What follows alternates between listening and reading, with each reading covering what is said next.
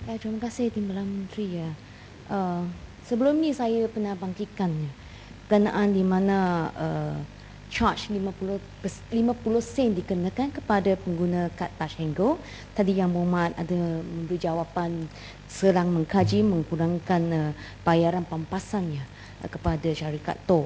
Tapi sekarang kita timbul masalah syarikat Touch 'n Go, di mana saya terima jawapannya pihak kementerian telah menandatangani satu perjanjian dengan syarikat Touch 'n Go pada tahun 2009, di mana kerajaan perlu membayar pampasan kepada syarikat Touch 'n Go ekoran daripada syarikat Touch 'n Go memberikan satu rebate 20% kepada pengguna Touch 'n Go yang menggunakan transaksi kad Touch 'n Go 80 kali transaksinya dalam sebulan.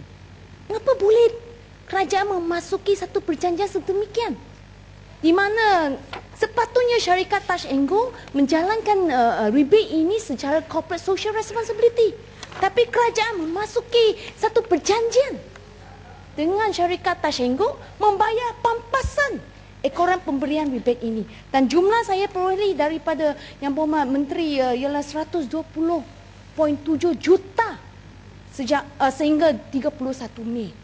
Ini saya rasa tak wajar. Kita sepatutnya keluar daripada kongkongan monopoli ini, di mana sepanjang masa kerajaan asyik bayar pampasan, yang itu wang rakyat juga.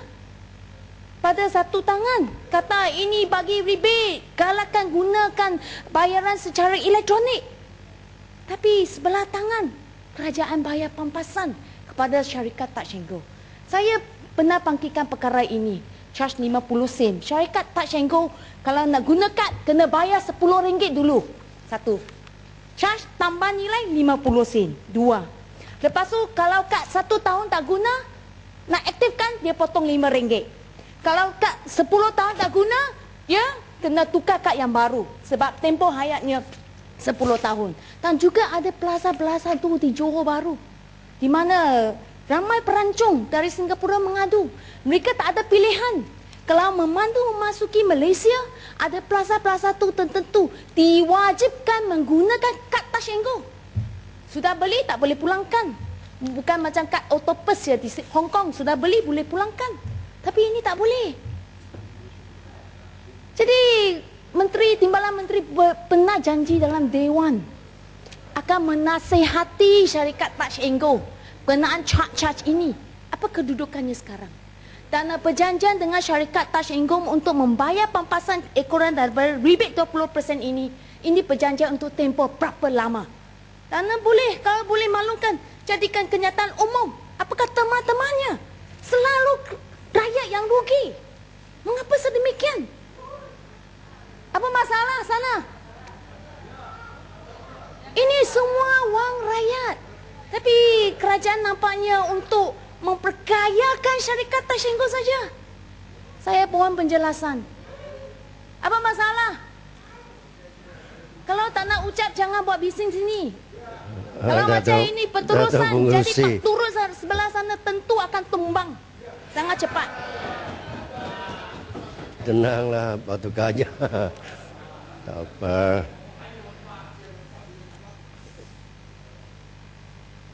Sebenarnya apa yang telah pun disuarakan oleh Batu Gajah tadi, memang saya pernah bagikan jawapan di mana kita telah pun mengarahkan pihak Touch 'n Go supaya juga menambahkan lebih banyak tempat pusat-pusat terminal-terminal untuk mereka menambah top up ini. Tak tambah charge. Sudah sampai 1,395 terminal ada yang free punya itu. Kita akan menambahkan lagi supaya kita pergi top up tak payah bayar 50 sen. Okey. Kita tak boleh ikut apa yang Opus di Hong Kong buat. Ini dia punya tol pun tinggi sana. Tak boleh ikut skalanya. Terima kasih Yang Berhormat Puchong. Saya memang menghargai apa yang 20% tu. Tempoh berjanjian. Rebate 20% kena bayar bampasan itu. Berapa lama tempoh berjanjian itu? Berapa lama untuk bayar bampasan sedemikian? Syarikat Tashenko sepatutnya digalakkan untuk jalankan corporate social responsibility. Ya, mereka ada jalankan corporate social responsibility. Yang sangat penting ini dah diarah oleh kerajaan supaya kita bagikan 20% rebate kepada pihak gunakan jalan ini 80 kali sebulan. Ini diarah oleh pihak kerajaan. Kita perlu, mereka ada jalan CSR yang lain. Ini diarah oleh kerajaan supaya kita mengurangkan beban kad holder ini. Untuk yang belum pucung, kita faham apa dilakukan pembangunan yang pusat di Puchong. Dulu memang kecil dan masih ramai. Di sana bukan orang kaya, saya setuju. Dan kita coba cari membangunkan jalan-jalan alternatif kepada mereka. Ini kita sekian berjalan cari alternatif di mana jalan-jalan boleh digunakan. Mereka tak perlu terus pergi ke highway. Ya, dengan izin, terima kasih Mas Speaker, Timbalan Menteri. Apabila bersebut berkenaan dengan pesatnya pembangunan di kawasan Puchong, itu betul. Dan apabila juga disebut tadi berkenaan dengan struktur the restructuring of agreements, dan saya terima dengan baiklah saranan Timbalan Menteri bahawa kajian memang dibuat. Ya. Satu daripada konsesi yang seharusnya diberi pertumpuan. Ya. Saya setuju. Ada konsesi-konsesi di mana memang mereka tidak membuat, they don't make any profit oleh kerana volume traffic dan sebagainya adalah kurang. Tapi saya telah pun bangkitkan di Dewan ini berkenaan dengan LDP. Saya rasa tidak boleh nafikan Yang Berhormat Menteri bahawa LDP volume dia telah pun meningkat lebih daripada 10 kali ganda selepas LDP ini telah pun dibina. Ya, jadi dalam keadaan tersebut saya minta agar kalau boleh juga diberi saya pengusyuran dalam Dewan ini bahawa kalau kementerian akan membuat restructuring, please Timbalan Menteri, please concentrate on areas like this di mana penduduk dia ramai dan volume dia memang sudah tinggi dalam tahun-tahun lepas, dan saya cukup setuju dan gembira mendengar bahawa kementerian sedang mengkaji juga kebolehan untuk membina jalan-jalan yang lain yang tidak betul. Although I don't know where you're going to put it. Puchong memang tidak ada banyak tanah yang not much land left.